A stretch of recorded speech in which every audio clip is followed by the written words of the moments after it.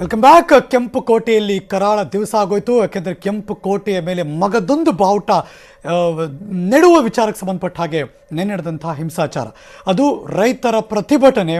ಆದರೆ ಹಿಂಸಾಚಾರ ನಡೆದಿದ್ದಾದರೂ ಯಾಕೆ, ಮಾಡಿದ್ದಾದರೂ ಯಾರು? ಅಫ್ಕೋರ್ಸ್ ಹಲವಾರು ಮೆಷರ್ಸ್ಗಳನ್ನು ತೆಗೆದುಕೊಳ್ಳಬಹುದಾಗಿತ್ತು ಅಂತ ಸ್ಟುಡಿಯೋದಲ್ಲಿ ನಾಗರಾಜ್ ಯಾದವ್ ಅವರ ಚರ್ಚೆಯ ಭಾಗ ಆಗಿತ್ತು. ನಮ್ಮ ಜೊತೆ ನೇರ ಸಂಪರ್ಕದ ಈಗ ಬಿಜೆಪಿ ವಕ್ತಾರದಂಥ ಶ್ರೀ ರವಿಕುಮಾರ್ ಇದ್ದಾರೆ. Sir, welcome back sir. ನಿಮ್ಮ ಮೊದಲ ರಿಯಾಕ್ಷನ್ ನಡೆದಂಥ ಇಡೀ ಪ್ರಕರಣಕ್ಕೆ ಸಂಬಂಧಪಟ್ಟ ಹಾಗೆ. ನಮಸ್ತೆ ಸರ್. ನಮಸ್ತೆ ಸರ್. ಇದು ಅತ್ಯಂತ ದೇಶದ್ರೋಹದ ಪರಮಾವಧಿ. ರೈತರ ಹೆಸರಿನಲ್ಲಿ ರೈತರ ಮುಖವಾಡವನ್ನು ಹಾಕ್ಕೊಂಡು ಬೇರೆ ನಮ್ಮ ದೇಶದ ಧ್ವಜವನ್ನು ಕಿತ್ತು ಕೆಳಗಡೆ ಬಿಸಾಕಿ ಮತ್ತೊಂದು ಸಂಘಟನೆಯ ಧ್ವಜವನ್ನು ಕೆಂಪು ಕೋಟೆಯ ಮೇಲೆ ಹಾರಿಸ್ತಕ್ಕಂಥದ್ದು ಅತ್ಯಂತ ನಾಚಿಕೆಗೇಡಿನ ಪರಮಾವಧಿ. ಇದರ ಪಕ್ಷ, ಧರ್ಮ, ಮತ, ಪಂಥ ಎಲ್ಲವನ್ನೂ ಕೂಡ ಬಿಟ್ಟು ಈ ದೇಶದ ಸಂವಿಧಾನವನ್ನು ಯಾರು ಒಪ್ಕೊಳ್ತಾರೆ, ತ್ರಿವರ್ಣ ಧ್ವಜವನ್ನು ಯಾರು ಒಪ್ಕೊಳ್ತಾರೆ, ಅವರೆಲ್ಲರೂ ಕೂಡ ಖಂಡಿಸಬೇಕು. ಹಾಗಾಗಿ ಇದು ಅತ್ಯಂತ ದೇಶದ್ರೋಹತನದ ಪರಮಾವಧಿಯಾಗಿದೆ. ಇದನ್ನು ತನಿಖೆ ನಡೆಸಿ ಯಾರ್ಯಾರು ತಪ್ಪಿತಸ್ಥರಿದ್ದಾರೆ, ಯಾರ್ಯಾರು ಪಾರ್ಟಿಯವರಿದ್ದಾರೆ, ಯಾರ್ಯಾರು ಸಂಘಟನೆಯವರಿದ್ದಾರೆ, ಯಾರು ಖಲಿಸ್ತಾನದ ಬೇಡಿಕೆಯನ್ನು ಇಟ್ಕೊಂಡು ಹೋರಾಟ ಮಾಡಿರೋರು ಇರ್ಬೋದು ಅಥವಾ ಇನ್ಯಾರೇ ಇರ್ಬೋದು, ಮುಲಾಜಿಲ್ದೇ ಒಳಗಡೆ ಹಾಕಿ ಬೆಂಡೆತ್ತಬೇಕು. ಅವ್ರನ್ನ ಯಾವುದೇ ಕಾರಣಕ್ಕೂ ಕೂಡ ಸಹಿಸ್ಕೊಳ್ಬಾರ್ದು.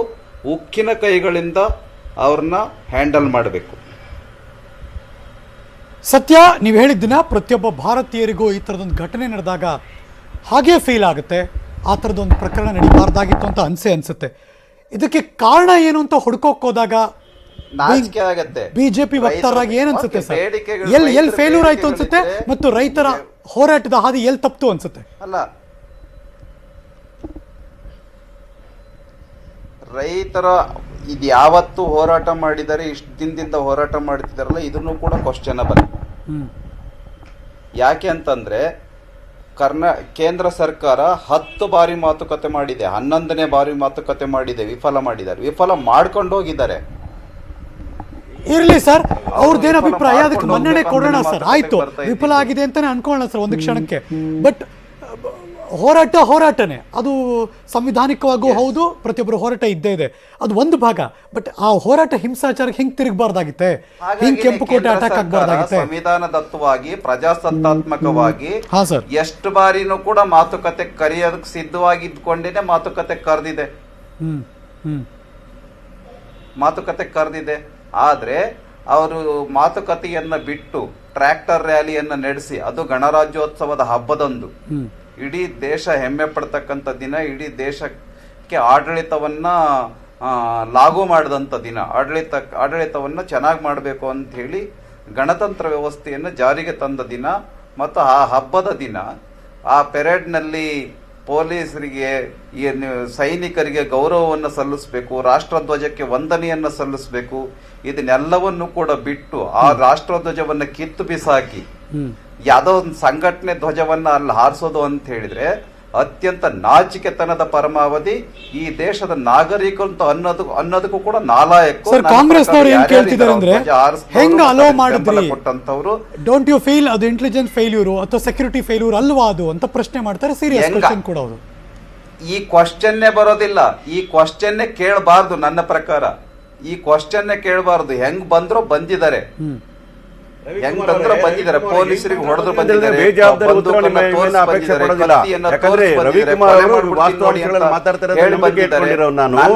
ನಾನು ಕೇಳ್ತಾರೋ ಆ ಕಟ್ಟಡವನ್ನ ರಕ್ಷಣೆ ಮಾಡ್ಲಿಕ್ಕೆ ಈ ತರದವ್ರ ಬೆಂಬಲದಿಂದನೇ ಅವರ ಅಟ್ಟಹಾಸದ ಪರಮಾವಧಿ ನಾವು ಬೆಂಬಲ ಮಾಡೋದಿಲ್ಲ. ನಾವು ಉಗ್ರವಾದ ಖಂಡಿಸ್ತೇವೆ. ಯಾರು ಈ ಧ್ವಜಕ್ಕೆ ಅವಮಾನ ಮಾಡ್ತಾರೋ ಅವ್ರನ್ನ ವಿರೋಧ ಮಾಡ್ತೀವಿ. ಇದಕ್ಕೆ ಕಾರಣ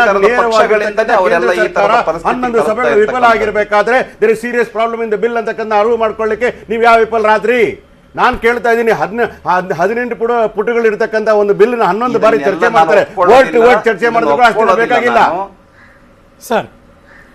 ಎಲ್ಲೋ ನಿಮ್ಮ ಕೇಂದ್ರ ಸರ್ಕಾರ ಹಠಮಾರಿ ಧೋರಣವೇ ಇದಕ್ಕೆಲ್ಲ ಕಾರಣ. ಸಂಪೂರ್ಣ ಬೆಂಬಲ ಇದೆ ಇದಕ್ಕೆ. ಕಾಂಗ್ರೆಸ್ ಅಟ್ಟಹಾಸದ ಪರಿಸ್ಥಿತಿಗೆ ತಲುಪೋದಕ್ಕೆ ಕಾಂಗ್ರೆಸ್ ಕಾರಣ. ಇದು ರಾಜಕೀಯ. ಯಾಕೆ, ಹೇಗೆ, ಯಾಕೆ ಈ ಕಾಂಗ್ರೆಸ್ನವರು ಈ ತರದ ಭಯೋತ್ಪಾದಕರಿಗೆಲ್ಲ ಬೆಂಬಲ ಕೊಟ್ಕೊಳ್ಳ ಬಂದಿರೋದ್ರಿಂದ ಈ ತರ ದೇಶದ್ರೋಹದ ಧ್ವಜವನ್ನು ಹಾರಿಸೋದಕ್ಕೆ ಬೆಂಬಲ ಕೊಟ್ಕೊಂಡ್ ಬಂದಿದ್ರಿಂದಲೇ ಈ ತರದ ಪರಿಸ್ಥಿತಿ ತಲುಪ್ತಾ ಇದ್ದಾರೆ. ಅತ್ಯಂತ ನಾಚಿಕೆ ಪಡಬೇಕು. ಕಾಂಗ್ರೆಸ್ ಪಕ್ಷ ಇತಿಹಾಸವನ್ನು ತಿಳ್ಕೊಂಡ್ರೆ ಮಾತಾಡಿಕೊಳ್ಳಿಕ್ಕೆ ಸಾಧ್ಯವಿಲ್ಲ. ಅಂತ ಭಯೋತ್ಪಾದಕರ ಮಟ್ಟ ಹಾಕಿದ್ದು ಈ ದೇಶದಲ್ಲಿರ್ತಕ್ಕಂಥ ಏಕೈಕ ಉಕ್ಕಿನ ಮಹಿಳೆ ಅಂದ್ರೆ ಅದು ಇಂದಿರಾ ಗಾಂಧಿ ಅವರು. ಮರ್ತು ಬಿಟ್ಟಿದ್ದಾರೆ ಇತಿಹಾಸನ ಅವರು. ಭಯೋತ್ಪಾದನೆ ಮಟ್ಟ ಹಾಕಿದ್ದು ಕಾಶ್ಮೀರದಲ್ಲಿ ಭಯೋತ್ಪಾದನೆ ಖಾಲಿಸ್ತಾನ್ ವಿಚಾರ ಬಂದಾಗ ಆ ಮೂವ್ಮೆಂಟ್ ವಿರೋಧ ಮಾಡಿದ್ದು ನಮ್ಮ ಕಾಂಗ್ರೆಸ್ ಆಪರೇಷನ್ ಮಾಡಿದ್ದು ಕಾಂಗ್ರೆಸ್ನವರು. ನಾವು ಪ್ರಧಾನಿಯನ್ನು ಕಳ್ಕೊಂಡಿದ್ದೇವೆ, ನಮ್ಮ ನಾಯಕರನ್ನು ಕಳ್ಕೊಂಡಿದ್ದೇವೆ, ನಮ್ಮ ತ್ಯಾಗ ಬಲಿದಾನಗಳಿಗೆ ನಾವು ನೀವು ನಿಮ್ಮಲ್ಲಿ ಬಿಜೆಪಿ ದೇಶಕ್ಕೆ ತ್ಯಾಗ ಬಲಿದಾನ ಮಾಡಿದ್ರೆ ದಯವಿಟ್ಟು ಹೆಸರನ್ನು ಹೇಳಿ ನಾನು ಅವರ ಸ್ಮರಿಸಿಕೊಳ್ತೇನೆ. ಇವರೆಲ್ಲರಿಗೂ ಕೂಡ ಆಶ್ರಯದ ಪಕ್ಷ ಯಾವ್ದಾದ್ರು ಇದ್ರೆ ಬರೀ ಪೊಲಿಟಿಕಲ್ ಸ್ಟೇಟ್ಮೆಂಟ್ ಆಗಬಾರ್ದು. ನ್ಯೂಸ್ 18 ಕುತ್ಕೊಂಡು ಮಾತಾಡುವಾಗ ಜನಗಳಿಗೆ ಕಾನೂನಿನ ಪರಿಪಾಲನೆ ಮಾಡತಕ್ಕಂತ ಸಂದೇಶವನ್ನು ಕೊಡ್ತಕ್ಕಂಥ ಡಿಬೇಟ್ ಆಗಬೇಕು. ರಾಜಕೀಯ ವೇದಿಕೆಗಳಾಗಿ ಪರಿವರ್ತನೆ. ರವಿಕುಮಾರ್ ಸರ್, ಕೋಟ್ಯಾಂತರ ಜನ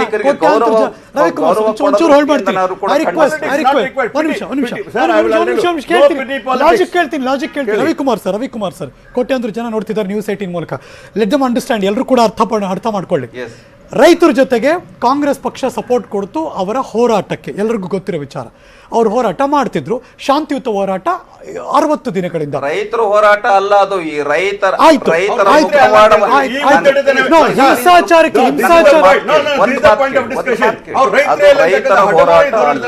ಇವತ್ತು ವಿಫಲತೆ ಆಗಿರೋದು ರೈತರ ಹೋರಾಟ ಅಲ್ಲ.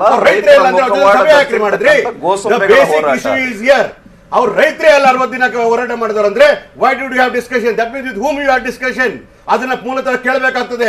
11 ಸಲ ಸಭೆ ಮಾಡ್ತಿರಲ್ಲ, ಅವ್ರು ರೈತರಲ್ಲ ಅಂದ್ರೆ ನೀವು ಯಾಕೆ ಸಭೆ ಮಾಡಿದ್ರ ಜೊತೆಲಿ? ಹಾಗಾದ್ರೆ ಸಭೆ ಮಾಡಿದ್ರೆ ಯಾಕೆ ನೀವು ತಾತ್ವಿಕ ಅಂತ ಬರಲಿಲ್ಲ? Ravikumar sir, go head please. ತಾರ್ಕಿಕ ಹಂತಕ್ಕೆ ಯಾಕೆ ಬರ್ಲಿಲ್ಲ ಅಂತ ಅವ್ರನ್ನ ಕೇಳಬೇಕು, ನಮ್ಮನ್ನ ನಾನು ರೈತರನ್ನ ಕೇಳ್ಬೇಕು. ಏನ್ ಅರ್ಥ ಅದಕ್ಕೆ? ನಿಮ್ಮ ಹಠಮಾರಿ ಧೋರಣವೇ ಇದಕ್ಕೆಲ್ಲ ಕಾರಣ. ಆಡಳಿತ ಪಕ್ಷ ನಮ್ಮದು ಮಾತುಕತೆ ಕರಿಬೇಕು ಅಂತ ನಾವು ಕರೆದಿದ್ದೀವಿ. ಮಾಡಿದ್ರೆ ಆಗಲ್ಲ. ಏನ್ ಮಾಡ್ಬೇಕು ಕಾಯ್ದೆನಲ್ಲಿ ಅಂತ ಹೇಳಿ 1, 2, 3, 4 ಇದುವರೆಗೆ ಕೊಟ್ಟಿಲ್ಲ. ಇದನ್ನ ಬಿಜೆಪಿ ಪಕ್ಷ ರವಿಕುಮಾರ್ ಸರ್, ನಾಗರಾಜ್ ಅವರನ್ನು ಕೇಳ್ತೀನಿ ನಿಮ್ಮ ಪರವಾಗಿ. 18 ತಿಂಗಳುಗಳ ಕಾಲ ಹಣೆ ಮೇಲೆ ಕೈ ಇಟ್ಕೊಂಡು ಕೂತ್ಕೊಂತಾರೆ. ಈ ತರ ಮಾತುಕತೆ ಮಾಡೋದವ್ರು. ಕರೆಕ್ಟ್ ರವಿಕುಮಾರ್ ಸರ್, 18 ತಿಂಗಳುಗಳ ಕಾಲ, ಮುಂದಿನ 18 ತಿಂಗಳ ಕಾಲ ಇದು ಹೋಲ್ಡ್ ಅಲ್ಲಿ ಇರುತ್ತೆ ಅನ್ನೋದಾದ್ರೆ ನಿನ್ನೆ ಯಾಕೆ ಹಿಂಸಾಚಾರ ಆಯ್ತು? ನಾಗರಾಜ್ ಅವ್ರನ್ನ ಕೇಳ್ತಿದ್ದೀನಿ. ಹೇಳ್ತೀನಿ ಪ್ರಶ್ನೆ. ನೀವು 18 ತಿಂಗಳಂತ ಯಾಕೆ ಕೇಳಿದ್ರು ಅಂದ್ರೆ ಅದಕ್ಕೆ ರಾಜಕೀಯ ಕಾರಣಗಳಿದೆ ಅಂತಕ್ಕಂಥ ಮುಂಬರ್ತಕ್ಕಂಥ ಬಜೆಟ್ ಅಧಿವೇಶನ ಇರ್ಬೋದು, ಮುಂಬರ್ತಕ್ಕಂಥ ಅಸೆಂಬ್ಲಿ ಚುನಾವಣೆಗಳಿರುವ ಅವರೆಲ್ಲ ಗುರಿಯಲ್ಲಿ ಇಟ್ಕೊಂಡು ಮುಂದಕ್ಕೆ ಇಟ್ಕೊಳ್ಳೋಣ ಇದಂತ ಮುಂದಕ್ಕೆ ಆಗ್ತಕ್ಕಂಥ ರಾಜಕೀಯ ದೃಷ್ಟಿಕೋನದಿಂದ ಮಾಡಿರ್ತಕ್ಕಂಥ ಸರಿ ಇಲ್ಲ. ನಾನು ನಿಮ್ನ ಕೇಳ್ತಾ ಇರ್ತಕ್ಕಂಥ ಇದು ಅನ್ನದಾತನ ವಿಚಾರ ಆಗಿರ್ಬೇಕಾದ್ರೆ ಪಾರ್ಲಿಮೆಂಟ್ ಅಲ್ಲಿ ವಿಸ್ತೃತವಾಗಿ ಯಾಕೆ ಚರ್ಚೆ ಆಗಲಿಲ್ಲ? ಸುಗ್ರೀವಾಜ್ಞೆ ತರಲಿಕ್ಕೆ ಏನ್ ಅರ್ಜೆನ್ಸಿ ಇತ್ತು? When the country is under going in health emergency, ಯಾವ ಕಾರಣಕ್ಕೋಸ್ಕರ ನಾವು ದೇಶದಲ್ಲಿ ಹೋರಾಟ ಮಾಡ್ತಾ ಇದ್ವು ಕೊರೋನಾ ವಿಚಾರದಲ್ಲಿ, ಆ ಸಂದರ್ಭದಲ್ಲಿ ತಗೊಂಡ್ಬಂದು ಧ್ವನಿ ಬಹುಮತದಿಂದ ಪಾಸ್ ಮಾಡ್ಕೊಳ್ತಿರಲ್ಲ, ಇದು ಪ್ರಜಾತಂತ್ರಕ್ಕೆ ಮಾಡಿರ್ತಕ್ಕ ಅವಮಾನ ಅಲ್ವೇ? ಒಂದ್ ಸೆಕೆಂಡ್, ನಾಗರಾಜ್ ಯಾದವ್ ಮತ್ತು ಶ್ರೀ ರವಿಕುಮಾರ್ ನಮ್ಮ ಜೊತೆ ನೇರ ಸಂಪರ್ಕದಲ್ಲಿ ಮಾತಾಡ್ತಿದ್ದಾರೆ. ರೈತ ಸಂಘದ ಇದ್ದಾರೆ ಸಿದ್ದು ತೇಜಿ ಅವರು. ಮೀನ್ ವೈಲ್ ನಳಿನ್ ಕುಮಾರ್ ಕಟೀಲ್ ಅವರು ಕೂಡ ಈ ಕ್ಷಣ ಮಾತಾಡಿದಂತೆ, ಅಫ್ಕೋರ್ಸ್ ಚಕ್ರವರ್ತಿ ಸೂಲಿಬೆಲೆ ಅವರು ಕೂಡ ಲೈವ್ ಅಲ್ಲಿ ಇದ್ದಾರೆ. ರಾಜ್ಯದ ಬಿಜೆಪಿ ಅಧ್ಯಕ್ಷರು ಏನ್ ಮಾತಾಡಿದ್ದಾರೆ ಬನ್ನಿ ನೋಡೋಣ.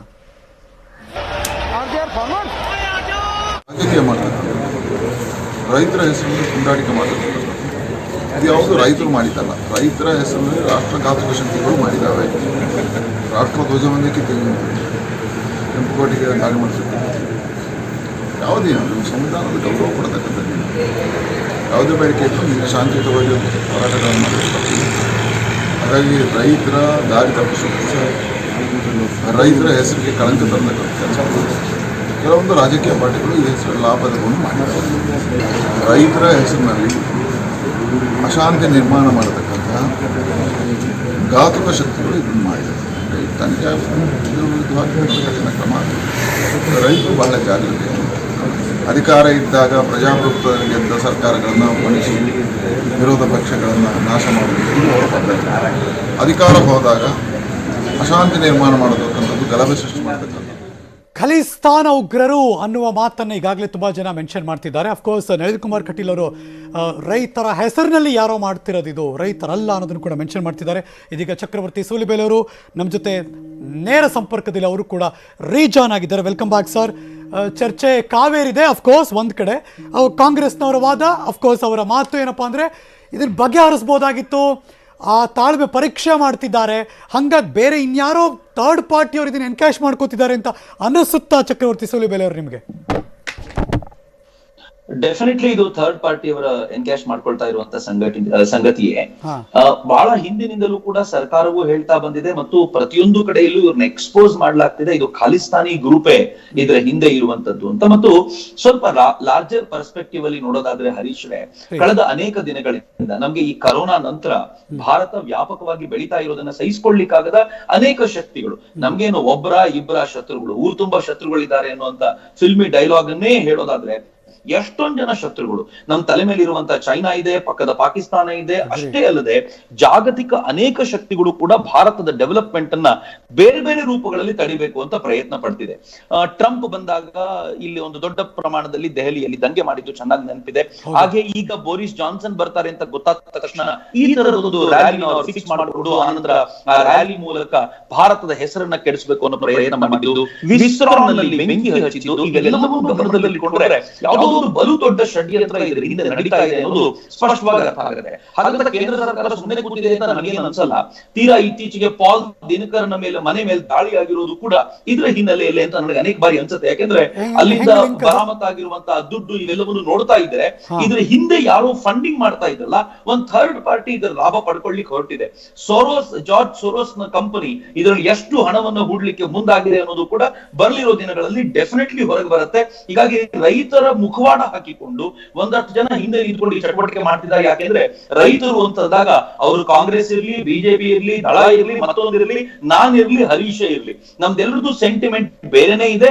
ಆ ದೃಷ್ಟಿಯಿಂದ ಈ ಸೆಂಟಿಮೆಂಟ್ ಅನ್ನ ಎನ್ಕ್ಯಾಶ್ ಮಾಡ್ಲಿಕ್ಕೆ ಯಾರೋ ಪ್ರಯತ್ನ ಪಡ್ತಿದ್ದಾರೆ. ನಾವೆಲ್ಲರೂ ಒಟ್ಟಾಗಿ ನಿಂತ್ಕೊಳ್ಬೇಕಾಗಿರುವಂತ ಸಂದರ್ಭ ಇದು, ಅದು ಅಗತ್ಯ ಅಂತ ನನ್ಗೆ ಅನ್ಸುತ್ತೆ ಹರೀಶ್. ಮೊನ್ನೆ ಚಕ್ರವರ್ತಿ ಸೂಲಿಬೇಲೆ ಅವರೇ, ಪ್ರತಿಭಟನೆಯಲ್ಲಿ ಯಾರೊಬ್ಬ ಸಿಕ್ಕಿದಾರೆ, ವ್ಯಕ್ತಿ ಒಬ್ಬ ಸಿಗಾಕೋತಾನೆ ಪೊಲೀಸರಿಗೆ, ಅವನು ಹಿಡಿತಾರೆ, ನಾನು ಎಲ್ಲದಕ್ಕೂ ರೆಡಿಯಾಗಿ ಬಂದಿದ್ದೀನಿ, ಹಿಂಸಾಚಾರಕ್ಕೂ ರೆಡಿ ಅಂತ ಅವ್ನು ಕಿರಿಸ್ತಾನೆ. ಕಂಪ್ಲೀಟ್ಲಿ ಪ್ರೀ ಪ್ಲ್ಯಾಂಡ್ ಅಂತ. ಈಗ ನೆನ್ನೆ ನಡೆದಿದ್ದಕ್ಕೂ 3-4 ದಿವಸ ಮುಂಚೆ ಅವನೇನೋ ಹೇಳಿದ್ದಕ್ಕೂ ಇದೆಲ್ಲ ಇಂಟರ್ಲಿಂಕ್ಡ್ ಕನೆಕ್ಟ್ ಮಾಡ್ಕೋಬೇಕಾ ಚಕ್ರವರ್ತಿ ಸೂಲಿಬೇಲೆ ಅವರೇ? ಡೆಫಿನೆಟ್ಲಿ ಹೌದು. ನಾನೇನ್ ಆಗ್ಲಿಂದ ಅದನ್ನೇ ಹೇಳ್ತಿರೋದು. ಅಂದ್ರೆ ಭಾರತವನ್ನ ಅಲ್ಟಿಮೇಟ್ಲಿ ವೀಕ್ ಮಾಡುವಂತ ಒಂದು ಪ್ರಯತ್ನ ಇದೆಯಲ್ಲ, ಅಂದ್ರೆ ಮೋದಿಯವರ ಮೊದಲ 5 ವರ್ಷಗಳ ಆಡಳಿತದಲ್ಲಿ ಯಾವುದೂ ಹೋರಾಟಗಳಿರ್ಲಿಲ್ಲ, ಯಾವುದೇ ವಿರೋಧವಾದ ದಂಗೆಗಳು ಇರಲಿಲ್ಲ. ಆದ್ರೆ ಈಗ ಏಕಾಏಕಿ ಇವುಗಳೆಲ್ಲ ಶುರು ಆಗ್ತಿರೋದು ನೋಡಿದ್ರೆ ಈ 10 ವರ್ಷಗಳು ಏನಾದ್ರೂ ಕಳೆದೇ ಹೋಗ್ಬಿಟ್ರೆ ಮುಂದೆ ತಮ್ಮ ಒಟ್ಟಾರೆ ಹಿಡಿತವೇ ತಪ್ಪು ಹೋಗುತ್ತೆ ಅನ್ನುವಂತ ಪ್ರಯತ್ನ. ಸುಮ್ನೆ ಹೇಳೋದಾದ್ರೆ ನೋಡಿ, HMT ಅನ್ನೋದು ಭಾರತ ಸರ್ಕಾರ ಅಥವಾ ಗವರ್ಮೆಂಟ್ ನ ಒಂದು ಸಂಸ್ಥೆ ಆಗಿತ್ತು. ಅದು ಟ್ರ್ಯಾಕ್ಟರ್ ಪ್ರೊಡ್ಯೂಸ್ ಮಾಡ್ತಿತ್ತು. ಅದ್ ಮಧ್ಯದಲ್ಲಿ ಪ್ರೈವೇಟ್ ಆರ್ಗನೈಸೇಷನ್ಗಳು ಬಂದು ಅವ್ರು ಪ್ರೊಡ್ಯೂಸ್ ಮಾಡಿದ್ರು. ರೈತರಿಗೆ ಎರಡೂ ಕಡೆಯಿಂದ ಯಾವ್ದು ಲಾಭ ಆಗುತ್ತೋ ಅದನ್ನ ತಗೊಳ್ಳಿ ಅಂತ ಹೇಳುವಂತ ವ್ಯವಸ್ಥೆ ಇತ್ತು. ಹಾಗೆ ಈಗಲೂ ಕೂಡ ಪ್ರೈವೇಟ್ ಪಾರ್ಟ್ನರ್ಸ್ ಬರ್ತಾರೆ, ಅವರು ಕೂಡ ಇನ್ವಾಲ್ವ್ ಆಗ್ತಾರೆ. ರೈತರಿಗೆ ಚರ್ಚೆ ಮಾಡಿ ತೆಗೆದುಕೊಳ್ಬಹುದಾಗಿರುವಂತಹ ಅವಕಾಶಗಳು ರೈತರಿಗೆ ಜಾಸ್ತಿ ಇರುತ್ತೆ ಅಂತ ಹೇಳುವಾಗ್ಲೂ ಕೂಡ ಯಾರೋ ಒಬ್ರು ಇದ್ರ ಮಧ್ಯೆ ಬರ್ತಾರೆ ಅಂತಂದ್ರೆ ರೈತರಿಗಿಂತ ಹೆಚ್ಚು ಬೇರೆ ಯಾರಿಗೋ ಇದರಿಂದ ತೊಂದರೆ ಆಗ್ತಾ ಇದೆ ಅನ್ನೋದು ನಿರ್ವಿವಾದಿತವಾಗಿರುವಂತ ಸತ್ಯ. ಹೀಗಾಗಿ ನನ್ಗೆ ಅನ್ಸುತ್ತೆ ಇದರ ಹಿಂದೆ ಇರುವಂತ ಈ ಷಡ್ಯಂತ್ರವನ್ನ ಇವತ್ತು ಎಲ್ಲರೂ ಒಟ್ಟಾಗಿ ಭೇದಿಸಬೇಕು. ನೋಡಿ, ಅಧಿಕಾರದಲ್ಲಿ ಯಾರು ಇರ್ತಾರೋ ಬೇರೆ, ಬಿಜೆಪಿನೇ ಇರ್ಲಿ, ಕಾಂಗ್ರೆಸ್ ಇರ್ಲಿ, ಆದ್ರೆ ದೇಶ ಎಲ್ಲಕ್ಕಿಂತಲೂ ದೊಡ್ಡದ್ದು. Nation first. ನಾನು ಆಗ್ಲಿಂದ ಯಾದವ್ ಅವರು ಮಾತಾಡ್ತಿರೋದನ್ನ ಕೇಳ್ತಿದ್ದೀನಿ, ಬಹಳ ಸಂತೋಷ. ನೇಷನ್ ಗಿಂತ ದೊಡ್ಡದು ಯಾವುದೂ ಇಲ್ಲ. ನನ್ನ ರಾಷ್ಟ್ರ ಅತ್ಯಂತ ಶ್ರೇಷ್ಠವಾಗಿರುವಂತದ್ದು. ಪಾರ್ಟಿ ಯಾವುದೇ ಇರ್ಲಿ, ರಾಷ್ಟ್ರ ಯಾವಾಗ್ಲೂ ಅದು ಸರ್ವೋಪರಿ ಆಗಿರಬೇಕು ಅನ್ನೋಂತ ಕಲ್ಪನೆ ಇಟ್ಕೊಂಡು ನನ್ಗನ್ಸುತ್ತೆ ಇವತ್ತು ಈ ಪ್ರಾಬ್ಲಮ್ ನ ಕುರಿತಂತೆ, ಇದ್ರ ಹಿಂದೆ ಇರುವಂತ ಈ ಷಡ್ಯಂತ್ರಗಳು ಕುರಿತಂತೆ ನಾವೆಲ್ಲರೂ ಒಟ್ಟಾಗಿ ಆಲೋಚನೆ ಮಾಡಬೇಕಾದಂತ ಡೆಫಿನೆಟ್ಲಿ ಇದೆ. Sir, just for a second, ನಿಮ್ಮೆಲ್ಲರ ಗಮನಕ್ಕೆ ಈ ಕ್ಷಣ ಒಂದು ಬ್ರೇಕಿಂಗ್ ನ್ಯೂಸ್ ಕೂಡ ಕೊಟ್ಬಿಡ್ತೀನಿ ನಾನು. ದೆಹಲಿ ಗಲಾಟೆ ಪೂರ್ವ ನಿಯೋಜಿತ, ನ್ಯೂಸ್ 18ಗೆ ಸಿಕ್ಕಿದೆ ದಾಖಲೆ. ಹಾಗಾದ್ರೆ ಏನದು? ಈ ಕ್ಷಣ ಬರ್ತಾ ಇದೆ ಬ್ರೇಕಿಂಗ್ ನ್ಯೂಸ್.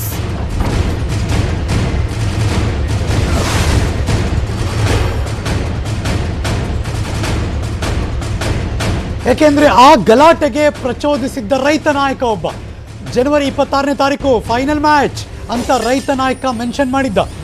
ಬ್ಯಾರಿಕೇಡನ್ನು ಮುರಿದು ದೆಹಲಿಯೊಳಗೆ ನುಗ್ಗೋದಕ್ಕೆ ಕರೆ ಕೊಟ್ಟಿದ್ರು. SKM ರೈತ ನಾಯಕ ಗುರ್ನಾಮ್ ಚದುನಿ ಕರೆ ಕೊಟ್ಟಿದ್ದನ್ನ ಈ ಕ್ಷಣ ನಾವು ನಿಮಗೆ ತೋರಿಸ್ತಾ ಇದ್ದೀವಿ. ಬ್ಯಾರಿಕೇಡನ್ನು ಮುರಿದು ನುಗ್ಗೋದಕ್ಕೆ ಕರೆ ಕೊಟ್ಟಿದ್ದ. ಪೊಲೀಸರ ವರ್ತನೆಗೆ ತಲೆ ಕೆಡಿಸ್ಕೋಬೇಡಿ, ಲಾಠಿಗಳೊಂದಿಗೆ ಬರಬೇಕು ಅಂತ ಕೂಡ ಕರೆ ಕೊಟ್ಟಿದ್ದ. ದಿನಾಂಕ ಕೊಡಬೇಕು ಅಷ್ಟೇ ಸಭೆ ಕರೀತಾರೆ. ಮೇಲ್ನೋಟಕ್ಕೆ ಸರ್ಕಾರ ಯಾವುದಕ್ಕೂ ಸಿದ್ಧ ಇಲ್ಲ. ಜನವರಿ 26ನೇ ತಾರೀಕು ಸರ್ಕಾರಕ್ಕೆ ಎಚ್ಚರಿಕೆಯನ್ನು ನೀಡುತ್ತಿದ್ದೇವೆ. ರೈತರಿಗೆ ನಾನು ಕರೆ ಕೊಡ್ತಿದ್ದೇನೆ, ಸಂಪೂರ್ಣ ಸಿದ್ಧತೆಯೊಂದಿಗೆ ಜನವರಿ 26ಕ್ಕೆ ಬನ್ನಿ ಅಂತ ಕರೆ ಕೊಟ್ಟಿದ್ದ. ಹಾಗಾದ್ರೆ ಮಾತಾಡಿದ್ದೇನೋ ಇಲ್ಲಿದೆ ಎಕ್ಸ್ಕ್ಲೂಸಿವ್ ಆನ್ ನ್ಯೂಸ್ 18. खाली तारीख देने के लिए मीटिंग बुलाते हैं, अब आगे 15 तारीख दे दी है। और ये भी कहा है कि 7 आदमी हैं, 7 जाएंगे कि सारे जाएंगे ये तो हम फैसला करके बताएंगे, जाएंगे या नहीं भी जाएंगे यही फैसला करके बताएंगे। लेकिन मोटा मोटी बात ये है कि सरकार कुछ मानने को तैयार नहीं है और सरकार जिद पे अड़गी। और 26 तारीख जो है, हमने भी दूसरी तरफ 26 तारीख की बिल्कुल सरकार को चेतावनी दे रहे हैं और पूरे किसानों से कह रहे हैं कि 26 तारीख को अपनी तैयारी करके ट्रैक्टरों के साथ आ जाएं। जबरदस्ती के बैरिकेड तोड़ के दिल्ली में घुसेंगे और सरकार लाठी मारे, गोली मारे, जो करना है इनको करें। लेकिन 26 तारीख को जो है वो एक तरह से फाइनल मैच होगा और उस दिन जो भी होगा वो सरकार की जिम्मेवारी होगी। खाली तारीख देने ಇದು ಗುರುರಾಮ್ ಚದುನಿ ಕೊಟ್ಟಂತಹ ಕರೆ. ಫೈನಲ್ ಮ್ಯಾಚ್ ಆನ್ ಜನವರಿ 26. ಆ ಮ್ಯಾಚ್ ಆಡೋಕ್ಕೆ ಬಂದರು, ಆದರೆ ಆದಂಥ ಬೆಳವಣಿಗೆ ಹಲವಾರು. ಚಕ್ರವರ್ತಿ ಸೂಲಿಬೆಲೆ ಮಾತು ಕೇಳಿಸ್ಕೊಂಡ್ರಿ, ನಿಮ್ಮ ರಿಯಾಕ್ಷನ್ ಏನು?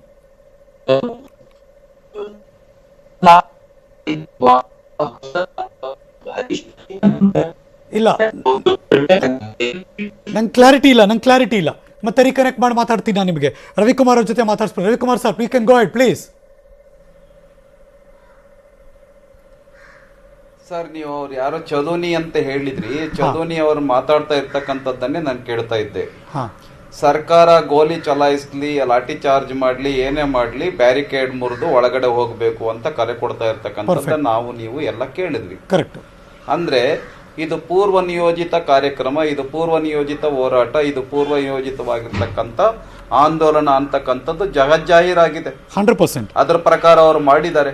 ಧ್ವಜ ಕಿತ್ತಾಕಿದ್ದಾರೆ, ಬ್ಯಾರಿಕೇಡ್ಗಳನ್ನ ಮುರಿದಿದ್ದಾರೆ, ಪೊಲೀಸರಿಗೆ ಹೊಡೆದಿದ್ದಾರೆ, ಟ್ರ್ಯಾಕ್ಟರ್ಗಳನ್ನ ನುಗ್ಸಿದ್ದಾರೆ, ಬಸ್ಗಳ ಮೇಲೆ ನುಗ್ಸಿದ್ದಾರೆ, ಪೊಲೀಸರ ಮೇಲೆ ನುಗ್ಸಿದ್ದಾರೆ, ಜನರ ಮೇಲೆ ನುಗ್ಸಿದ್ದಾರೆ, ಬ್ಯಾರಿಕೇಡ್ಗಳನ್ನ ಮುರಿದು ಒಳಗಡೆ ನುಗ್ಗಿದ್ದಾರೆ. ಹಾಗಾಗಿ ಒಂದೇನು ಅಂತ ಹೇಳಿದ್ರೆ, ರೈತರು ಯಾರೋ ಕೆಲವರು ಬಂದಿದ್ದಾರೆ, ರೈತರ ಹೆಸರಿನಲ್ಲಿ ಏನು ಹೋರಾಟ ನಡೀತಾ ಇದೆ, ಅನ್ನದಾತನ ಮೇಲೆ ಗೋಲಿ ಚಲಾಯಿಸಬಾರ್ದು ಅನ್ನುವಂತ ಒಂದು ನಿರ್ಧಾರ ಕೇಂದ್ರ ಸರ್ಕಾರ ಏನ್ ನಿರ್ಧಾರ ಮಾಡಿತ್ತು. ಇಲ್ಲ ಅಂತ ಹೇಳಿದ್ರೆ ಕೇಂದ್ರ ಸರ್ಕಾರಕ್ಕೆ ಇವ್ರಿಗೆ ಒಡೆದು ಒಳಗಡೆ ಹಾಕೋದು ದೊಡ್ಡ ವಿಷಯ ಆಗಿರ್ಲಿಲ್ಲ. ಆದ್ರೆ ಅವರಿಗೆ ಸಮಾಧಾನದಿಂದ, ಶಾಂತಿಯಿಂದ ಅವರ ಅಹವಾಲುಗಳನ್ನ, ಬೇಡಿಕೆಗಳನ್ನ ಕೇಳಬೇಕು ಅಂತೇಳಿ 11 ಸಾರಿ ಮಾತುಕತೆ ನಡೆಸಿದಾಗ್ಯೂ ಕೂಡ ಇದು ರೈತರವನ್ನ ನೆಪವಾಗಿ ಇಟ್ಟುಕೊಳ್ಬೇಕು, ಮೋದಿ ಅವರಿಗೆ ಕೆಟ್ಟ ಹೆಸರು ತರಬೇಕು. ಚಕ್ರವರ್ತಿ ಸೂಲಿಬೆಲೆ ಮತ್ತೆ ರೀಕನೆಕ್ಟ್ ಆಗಿದ್ದಾರೆ. ಯಾಕೆ ಅಂತ ಹೇಳಿದ್ರೆ ಕೇಳಿಸ್ತಾ ಇದೆ ಅಂತ ಭಾವಿಸ್ತೇನೆ. ರೈತರ ಹೆಸರಿನಲ್ಲಿ ಹೇಳ್ತೀನಿ, ರೈತರ ಹೆಸರಿನಲ್ಲಿ ಒಂದು ಈ ಕಾಯ್ದೆಯನ್ನು ವಾಪಸ್ ತೆಗೆದುಕೊಳ್ಳಿ ಅನ್ನುವಂತ ಒಂದು ನೆಪ ಬೇಕಾಗಿತ್ತು. ಅವ್ರಿಗೊಂದು ಅಸ್ತ್ರ ಸಿಕ್ಕಿದೆ, ರೈತರ ವಿರೋಧಿ ಕಾನೂನು ಅಂತ ಹೇಳಿ. ರೈತರ ವಿರೋಧಿ ಕಾನೂನು ಇಲ್ಲ ಇದ್ರೊಳಗಡೆ. ರೈತರ ವಿರುದ್ಧವಾಗಿರ್ತಕ್ಕಂಥ ಯಾವುದೇ ಕಾನೂನು ಇಲ್ಲ. APMC ಬಂದ್ ಮಾಡ್ತೀವಿ ಅಂತ ಹೇಳಿಲ್ಲ. ಮತ್ತೇನು ಒಪ್ಪಂದ ಮಾಡ್ಕೊಂಡಿದ್ದಾರೆ, ಸಣ್ಣ ಫಾರ್ಮರ್ಸ್ ಯಾರಿರ್ತಾರೆ, 1 ಎಕರೆ 2 ಎಕರೆ ಇರ್ತಕ್ಕಂಥವ್ರು 40-50 ಎಕರೆ ಮಾಡ್ಕೊಂಡು ಒಪ್ಪಂದ ಮಾಡ್ಕೊಳ್ಳಿ, ಒಳ್ಳೊಳ್ಳೆ ಬೆಳೆ ಬೆಳೀರಿ, ಒಳ್ಳೊಳ್ಳೆ ರೇಟ್ಗಳನ್ನ ಪಡೀರಿ, ಲಾಭ ಆಗುವಂತ ಬೆಳೆಯನ್ನ ಬೆಳೀರಿ. ಆ ತರದ್ದು ಒಪ್ಪಂದ ನಿಮ್ಗೆ ಬೇಡ ಅಂತ ಹೇಳಿದ್ರೆ ಯಾವಾಗಲಾದ್ರೂ ಒಪ್ಪಂದದಿಂದ ಹೊರಗಡೆ ಬರಬಹುದು. ಇದ್ರೊಳಗೆ ರೈತರ ವಿರೋಧಿ ಎಲ್ಲಿದೆ? ಒಂದು ಅಂಶ ಇಲ್ಲ. ಹೊರಗಡೆ ಹೇಳ್ತಾ ಇದ್ದೀರಿ, ಕಾನೂನಿನಲ್ಲಿ ಬಿಲ್ ನಲ್ಲಿ ಗ್ಯಾರಂಟಿನೂ ಕೂಡ ಕೊಟ್ಟಿದೆ. MSP ನೀವು ಮಾತುಕತೆಗೆ ಬನ್ನಿ. ಒಂದು ಬೇಡಿಕೆಯನ್ನ ಬರೆದುಕೊಡಿ ಅಂತ ಕೇಳಿದಾರೆ. ನಿಮ್ ಏನು ಬೇಡಿಕೆಗಳಿದೆ ಬರೆದುಕೊಡಿ ಅಂತ ಕೇಂದ್ರ ಸರ್ಕಾರ. ನಾನು ಹೇಳ್ತೀನಿ ನಾಗರಾಜ್ ಯಾದವ್, ನೀವು ಆಮೇಲೆ ಮಾತಾಡ್ರಿ. ನೀವು ಚೆನ್ನಾಗೆ ಮಾತಾಡ್ತೀನಿ, ನಾವು ಆಮೇಲೆ ಮಾತಾಡಿ. ನಾನು ನಿಮ್ಗೆ ಅಡ್ಡ ಬರೋದಿಲ್ಲ. ವಿಷಯನ ಹೇಳ್ತೀನಿ. MSP ಗ್ಯಾರಂಟಿ ನೋಡಿ, ಮನಮೋಹನ್ ಸಿಂಗ್ ಅವ್ರು 10 ವರ್ಷ ಇದ್ರಲ್ಲ, ಮನಮೋಹನ್ ಸಿಂಗ್ ಅವ್ರು ಕೊಟ್ರ? ಈ ಉದಾಹರಣೆಗೆ ಇಡೀ ದೇಶದಾದ್ಯಂತ ಮೆಕ್ಕೆಜೋಳ ಬೆಳೀತಾರೆ, 1,500 ಅಥವಾ 2,000 MSP ಬೆಲೆ ಫಿಕ್ಸ್ ಆಗಿದೆ ಅಂತ ಇಟ್ಕೊಳ್ಳಿ. ನೀವು ಇಡೀ ದೇಶದಾದ್ಯಂತ ಮೆಕ್ಕೆಜೋಳ ಬೆಳೆದ್ಬಿಟ್ಟು ನೀವು ಈ ರೇಟನ್ನ ಹಂಗೆ ಇಡಬೇಕು ಅಂತ ಹೇಳಿದ್ರೆ ಯಾವ ಸರ್ಕಾರ ಕೊಡುತ್ತೆ? ನಿಮ್ ರಾಜ್ಯ ಸರ್ಕಾರ ಮಾಡ್ಲಿ, ನಿಮ್ ಪಂಜಾಬ್ ನಲ್ಲಿ ಇದೆಯಲ್ಲ ಮಾಡ್ಲಿ.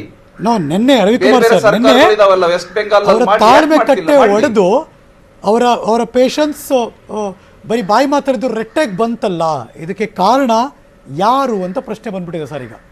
ಅಂದ್ರೆ ಕೇಂದ್ರ ಸರ್ಕಾರದ ಯಾರ ವಿರುದ್ಧ ತೀರಿಸ್ಕೊಳ್ತಾ ಇದ್ದೀರಾ? ರಾಷ್ಟ್ರಧ್ವಜನ ಕಿತ್ತಾಕ್ಬೇಕು, ರಾಷ್ಟ್ರಧ್ವಜವನ್ನ ಕಿತ್ತಾಕ್ಬೇಕು, ಪೊಲೀಸರಿಗ ಹೊಡಿಬೇಕು, ಸೈನಿಕರ ಮೇಲೆ ಹೊಡಿಬೇಕು. Let me take the reaction. Rajkumar sir, just hold for a second. Chakravarthi sir rejoin ಆಗಿದ್ದಾರೆ. Chakravarthi sir, please go ahead. Harish Please.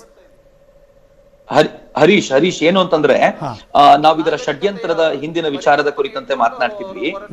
ಈ ಷಡ್ಯಂತ್ರ ಎಷ್ಟರ ಮಟ್ಟಿಗೆ ಸ್ಪಷ್ಟವಾಗಿತ್ತು ಅಂತಂದ್ರೆ, ಒಂದು ಸಂಸ್ಥೆ SKF ಅಂತ ಅವರು ಹೊರದೇಶದಿಂದ ಒಂದು ಪತ್ರಿಕೆಯನ್ನು ಒಂದು ನೋಟಿಸ್ ಅನ್ನ ಹೊರಡಿಸ್ತಾರೆ. ಯಾರು ನಾಳೆಯ ದಿನ ಅಲ್ಲಿ ಖಾಲಿಸ್ತಾನಿ ಧ್ವಜವನ್ನು ಹಾರಾಡಿಸ್ತಾರೋ ಅವ್ರು ಇಷ್ಟು ದೊಡ್ಡ ಮೊತ್ತದ ಹಣವನ್ನು ಕೊಡ್ತೀವಿ ಅಂತ ಒಂದು ನೋಟಿಸ್ ಅನ್ನು ಹೊರಡಿಸ್ತಾರೆ. ಅದು ಕೂಡ ಸರ್ಕ್ಯುಲೇಟ್ ಆಗುತ್ತೆ. ಎರಡನೇದು, ಇಲ್ಲಿನ ಅನೇಕ ನಾಯಕರುಗಳು ಅನ್ಸ್ಕೊಂಡವ್ರು ಏನ್ ಮಾಡ್ತಾರೆ, ನಮ್ಮ ಮುಂದಿನ ಗುರಿ ಏನು ಅಂತ ಗೊತ್ತಿದೆ, ಇದು ಡೂಮ್ಸ್ ಡೇ, ನಾವು ಹಾಗೆ ಮಾಡ್ತೀವಿ ಹೀಗೆ ಮಾಡ್ತೀವಿ ಅಂತ ಹೇಳ್ತಾರೆ. ಅಂದ್ರೆ ರೈತರ ಉದ್ದೇಶ ಇರೋದು ಬೇಕಾಗಿರೋದನ್ನ ಸಾಧಿಸಿಕೊಳ್ಳೋದು, ತಮಗೆ ಬೇಕಾಗಿರೋದನ್ನ ಪಡ್ಕೊಳ್ಳೋದಲ್ಲ, ಒಂದು ಅರಾಜಕತೆಯನ್ನು ಸೃಷ್ಟಿ ಮಾಡೋದು. ನಾನು ಹಂತ ಹಂತವಾಗಿ ಹೇಳ್ತೀನಿ. ಇಲ್ಲಿ ಯಾದವ್ ಅವರು ಇದ್ದಾರೆ.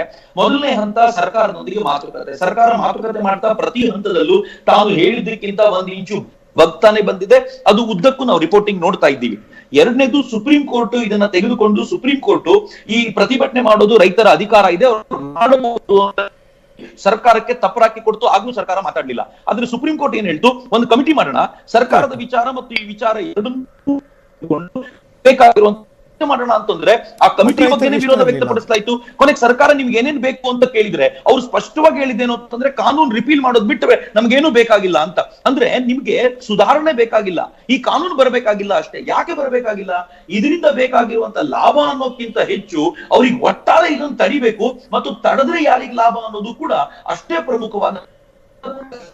ನನಗಿರುವಂತ ಬಹುಮುಖ್ಯವಾದ ಪ್ರಶ್ನೆನೆ, ಇಲ್ಲಿರುವಂತ ರೈತ ನಾಯಕರು ಅಂತ ಅನಿಸ್ಕೊಂಡ ಅನೇಕರಿಗೆ ಈ ಕಾನೂನಿನ ಜೊತೆಗೆ ಕೋಪ ಇದೆಯೋ ಅಥವಾ ಬೇಜಾರಿದೆಯೋ, ಅಥವಾ ಇದನ್ನ ತಂದವರ ಜೊತೆಗೆ ಬೇಜಾರಿದೆಯೋ ಅನ್ನೋದು ಬಹಳ ದೊಡ್ಡ ಪ್ರಶ್ನೆ ಅಂತ. ಹೀಗಾಗಿ ಈ ರಟ್ಟೆಗೆ ಬಂದಿದೆ, ಕೋಪ ಆಕ್ರೋಶ ಬಂದಿದೆ, ಇವೆಲ್ಲ ಸುಳ್ಳು ಅಷ್ಟೇ. ಇವರಿಗೆಲ್ಲ ಇದ್ದಿದ್ದು ಏನು ಅಂತಂದ್ರೆ, ದೆಹಲಿಯಲ್ಲಿ ಒಂದು ಕಿಯೋಸ್ಕ್ ಉಂಟು ಮಾಡಬೇಕು, ಅದನ್ನ ಜಗತ್ತು ನೋಡಬೇಕು. ಭಾರತ, ನಾವು ನಮ್ಮ ಫ್ಯಾಕ್ಟರಿಗಳನ್ನ ಮುಂದಿನ ದಿನಗಳಲ್ಲಿ ಡೆವಲಪ್ಮೆಂಟ್ ಗೆ ಡೆಸ್ಟಿನೇಷನ್ ಅಂತ ಏನ್ ಆಲೋಚನೆ ಮಾಡ್ತಿದೀವಿ, ಭಾರತ ಅದಲ್ಲ ಅನ್ನೋದನ್ನ ಜಗತ್ತು ಆಲೋಚನೆ ಮಾಡಿ ಮತ್ತೆ ಚೈನಾದ ಕಡೆ ಜಗತ್ತು ತಿರ್ಕೊಳ್ಬೇಕು. ಇದು ಅಷ್ಟೇ ಉದ್ದೇಶ ಇದೆ, ಬಿಟ್ರೆ ಇದ್ರ ಹಿಂದೆ ಮತ್ತೇನು ಇಲ್ಲ ಅಂತ ನೋಡಿದ್ರೆ ಸ್ಪಷ್ಟವಾಗಿ ಗೊತ್ತಾಗುತ್ತೆ. ಆದ್ರೆ ಇದರ ನಂತರ ಕೇಂದ್ರ ಸರ್ಕಾರ ಏನ್ ಮಾಡ್ಲಿಕ್ಕಿದೆ ಅನ್ನೋದ್ರ ಆಧಾರದ ಮೇಲೆ ಮುಂದಿನ ಒಟ್ಟಾರೆ ನಿರ್ಣಯ ಆಗುತ್ತೆ ಅಂತ ಅನ್ಸುತ್ತೆ. ಲೆಟ್ಸ್ ಸಿ ನಾಗರಾಜ್ ಯಾದವ್ ಏನ್ ಹೇಳ್ತಾರೆ ಅಂತ. ಸಿದ್ದು ತೇಜಿ ಅವರು ಕೂಡ ನಮ್ಮ ಜೊತೆ ಇದ್ದಾರೆ. ಒಂದು ಚಿಕ್ಕ ಬ್ರೇಕ್ ತಗೊಂಡ್ಬರ್ತೀನಿ, ಎಲ್ಲೂ ಹೋಗದೆ ಕಾಯ್ತಾರೆ.